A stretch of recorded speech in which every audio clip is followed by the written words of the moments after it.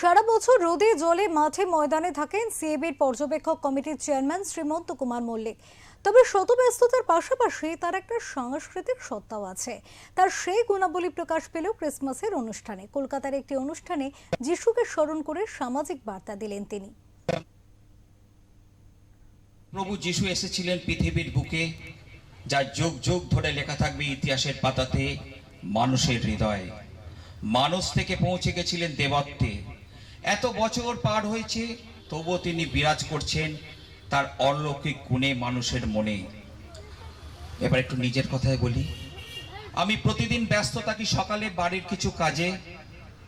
মোবাইলে দেখলাম ঘড়িতে তখন 8টা বেজেছে।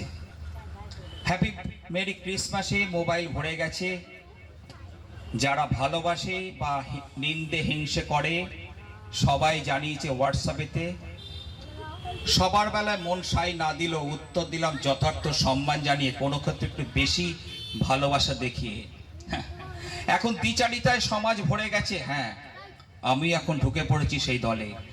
জীবনে বুঝেছি পরিবেশ পরিস্থিতির সঙ্গে বদলে মানুষকে দেয়। প্রভু যিশুর কথাতে আসি ফিরে। একমাত্র প্রভু যিশুর প্রতি নিঃশর্ত সমর্পণই শান্তি আসবে জীবনে। আমরা কি পারি তা করতে? লোভ, হিংসা, পরশিকতা, পরচর্চার পরনিন্দা আর প্রভু প্রভু প্রভু করলে কি তিনি প্রসন্ন হবেন? এই মানসিকতা দেখে প্রভুকে ভালোবাসতে হবে, প্রভুর কথা শুনতে হবে, জীবনে চলার পথে প্রয়োগ করতে হবে সততা, ভালোবাসা, একটা সুন্দর মন নিয়ে সুখে দুঃখে মানুষের পাশে থাকবে। তাহলেই তো প্রভু যিশুকে যথার্থ সম্মান জানানো হবে। প্রভুর প্রতি বিশ্বাসী সমস্ত বিপদ থেকে মানুষ রক্ষা পাবে।